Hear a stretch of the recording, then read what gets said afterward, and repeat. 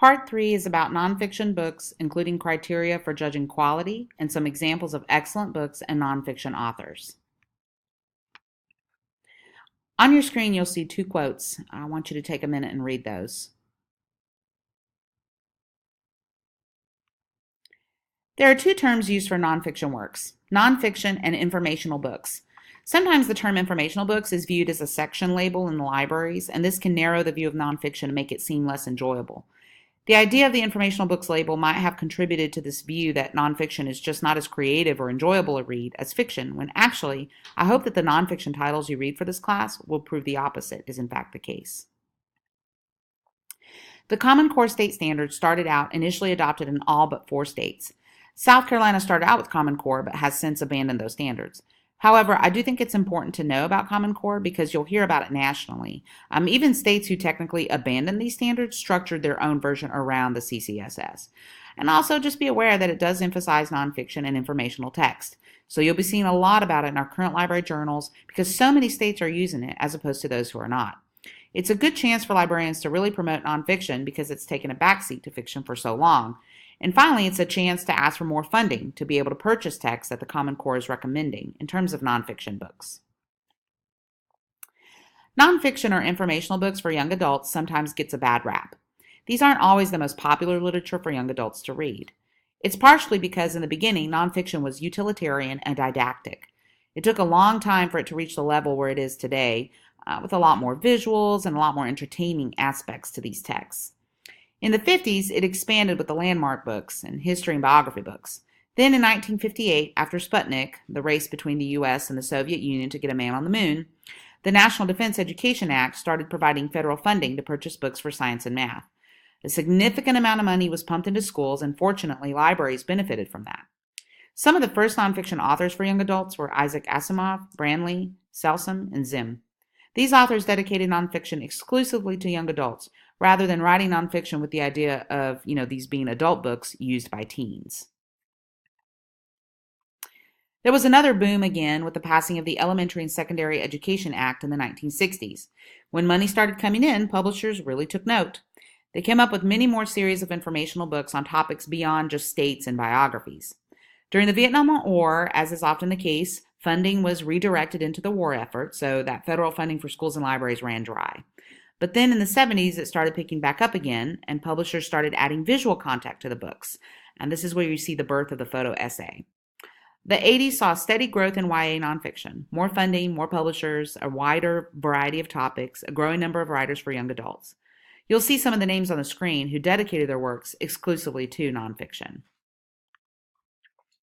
I mentioned the photo essay changing the face of nonfiction with beautiful visuals. The book on your screen, Lincoln, A Photobiography by Russell Friedman, was a foundational work in this movement. This was the first time that a Newbery Award was given to a nonfiction title. It's a wonderful book and still very popular today. This was the kind of informational book born from the marriage of visual and text. The Dorling Kindersley books, or the Eyewitness book series, were first published in England and then were brought over to the U.S. in the 80s. These were revolutionary for nonfiction because they combined text and pictures to communicate in new ways. I know you've seen them all. They're very popular. If you look at the screenshot in the middle, you can see how the visual stands out. The smaller amounts of text are easier to absorb, and they're organized in these text boxes, if you will, rather than just straight narrative on the page. They support rather than detract from the visuals. Kindersley himself said that through these pictures, you can see reality, and through the text, understand the world. If you're looking for quality nonfiction for teens, and as I've mentioned in previous vidcasts, one of the best places to go is award lists. The Boston Globe and Hornbook have awards for nonfiction. Steve Schenken is now a 3-time winner of the Boston Globe and Hornbook Award for nonfiction. This book is about the Pentagon Papers and freedom of the press. The Robert Silbert Medal was established in 2000 by ALSC, and the winner this past year was March Book 3 by Representative John Lewis and Andrew Aden. March was also given the Award for Excellence in Nonfiction for Young Adults by YALSA. It really racked up awards, receiving 4 so far. I wanted to call attention to one of the books that is actually on your multicultural list for the required reading, Port Chicago 50. It is about African American servicemen who were in Port Chicago, which is actually in California. As they were moving weapons, there was an explosion. They boycotted and refused to continue to work. It's really an incredible story. Steve Schenken spoke at the Skazel conference last spring. He explained he actually never knew about this true story until he was doing research for another one of his award-winning books, The Bomb. As I said, nonfiction often gets a bad rap as not being creative, but you can see here the New York Times Review has described this as having the efficient pacing of a novelist. If you haven't chosen it for the multicultural list, I hope that you consider it. What issues are there when it comes to collection development in nonfiction? I love this first quote by Nielsen and Donaldson, who have written some great books on children's literature. This is especially the case in schools with the emphasis on testing. School librarians are going to support the curriculum as part of their job. Half of the collection is typically informational books. Think about that. Whether in a public library or school library, I think you'll find it to be true. Even so, circulation is much higher for fiction, actually, higher for fiction, because that's what children and young adults are coming in to read for their recreational needs. If you look at the teens' top 10 list, typically there's not a lot of nonfiction. Teens vote on fiction, the books they love to read and to share and talk about with each other. The International Reading Association's Young Adult Choices lists have only 5% of the titles as nonfiction. Why is it that nonfiction gets the short stick? Well, I mentioned in the history of young adult nonfiction that it started out as being very didactic. Teens and even teachers and librarians make nonfiction out to be more like a textbook and less approachable for reading enjoyment. There's also the curriculum-driven series from publishers, much of it, quite frankly, not good quality. Sometimes teachers and librarians are hesitant to recommend books outside of their field. If someone came and asked me for a book on chemical interactions, I'm not going to be as up to snuff on that as I might be on Baroque composers. So there's that reluctance there. Nonfiction is not typically on the YA award list that people rely on. This could be because the committee members, for the same reasons as librarians and teachers, feel reluctance. They may feel that they're not qualified to evaluate something outside of the field of interest that they have. These are just some of the speculations about why nonfiction is typically underrated. The studies that you see on your slide are a little bit older, but I don't think there's been much of a change. These studies found that the interest in reading nonfiction begins around 4th grade. It's typically more common for boys to read nonfiction than girls, and I would imagine that those of you who are practicing librarians right now would agree with that. It does cross ability levels, so you'll see both special needs students and honor students reading nonfiction for enjoyment. You can see that oftentimes remedial readers prefer nonfiction because it's a way that they can learn new things. If there's a sport they're interested in, or if they're into music or dinosaurs or whatever. Sometimes kids' reasons for reading nonfiction are completely unrelated to the curriculum. It could be they want to learn more about cars, or maybe their father's a mechanic, or they want to be a mechanic. There are all kinds of reasons why children and teens read nonfiction. A 2007 survey of teen reading habits listed the nonfiction subjects that they value the most in order of preference. At the top was poetry, and at the bottom were the states or countries and cultures of the world. This ranking gives you an idea of the types of topics teens are interested in. When you're evaluating nonfiction for young adults, one of the most important things is to be sure that you select topics that are really going to interest YAs. Make sure the texts you select are accurate, well-researched, and well-documented. It's important to see how these are organized to make sure that nonfiction titles have an index or, when needed, glossaries, things that will help readers in reading through a nonfiction title. If they're illustrated, make sure that the design and layout is appropriate. As with any other genre for YA audiences, consider the importance of setting, theme, tone, style, and the level of vocabulary. Ink, Interesting Nonfiction for Kids, is a great social media resource. They have a Facebook page that's updated frequently with new lists that are coming out, or great resources for nonfiction for kids in general.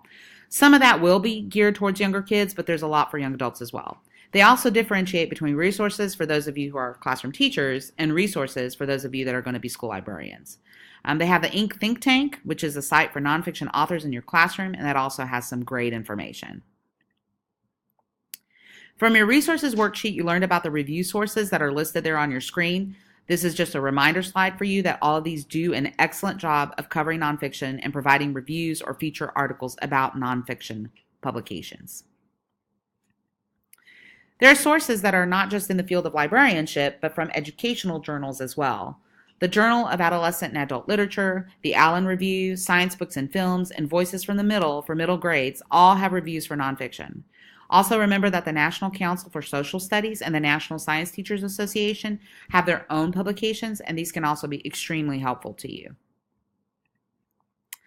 I put together this very selective list of award-winning YA nonfiction authors. These authors on your screen, I think, are the reason that nonfiction has taken off in popularity with young adults. Some of them have been around for a while, like Russell Friedman, Milton Meltzer. Others are newer to the field, like Candace Fleming, Jim Murphy, and Catherine Reif. These are some of the big names that really specialize in nonfiction for children and young adults, and all of these on the screen have written award-winning nonfiction. Susan Bartoletti was a featured nonfiction writer at the YALSA Young Adult Book Symposium recently, and I put down a few titles that she's known for up there on the screen. One of them is They Call Themselves the KKK. The other is Hitler Youth, and then Terrible Typhoid Mary, which, as you know, is on your required reading list. When conducting research for the KKK book, she actually went to Arkansas and was with the KKK for several days. She shared meals with them and talked with them. So she's known to go the extra mile when researching about her topic. I hope you get an opportunity to read her books because they are engaging and very popular with teens. I've already talked about Russell Friedman and the important role he played in changing nonfiction for children and teens. He's been writing for over 50 years, and he's got a quote that I wanted you to read through. A terrific source for podcasts about nonfiction are the Read, Write, Think site, which I've touted to you before. It's done by the NCTE and the International Reading Association, a great website for lesson plans and all kinds of things. They do a nice job with their podcasts. You can see that these are a few years old, but these topics are still great and of interest to teens. Episode 37 is a newer version, though not totally current, but again, a great way to get kids excited about nonfiction. You may want to share these book talks with your teens, but they also may be helpful to you as you prepare your book talk for this class. Read, Write, Think also has some other things related to nonfiction. It's a great website to explore. There's a lesson plan for middle schoolers that's listed on your screen that motivates students to read nonfiction. As I recall, it's broken down into 5 different parts, and you can pick and choose what you want to use with grades 6 through 8. Those of you who are school librarians could use this template as a collaborative jumping off point with classroom teachers. I've also linked an interview with Candace Fleming, who I've already mentioned in the vidcast. There's a podcast with her talking about her work in the nonfiction category. One way that librarians and teachers have effectively gotten students and patrons engaged in nonfiction titles has been to pair them creatively with fiction titles. I just put 2 examples on your screen. A Night to Remember by Lorde is the detailed account of the sinking of the Titanic, whereas Eve Bunting came up with SOS Titanic, which is a fictional account that involves a young adult protagonist. If you get someone who's interested first in the nonfiction version, you can direct them towards the fiction, or vice versa. You can see how it's bundling titles together. Civil Rights Marching for Freedom is a nonfiction account of youth who were involved in the civil rights movements. And then One Crazy Summer by Williams Garcia, where she wrote about the Panther movement, is told through the eyes of 2 girls who go and live with their mother in California for the summer, and their mother is involved with the Black Panthers. Other sources for nonfiction titles can be found through Voya or Booklist, the 3 links you see on the screen, and these lists are updated annually. Once again, you can actually go straight to the slides that I uploaded in Blackboard and click on all of the links in these slides.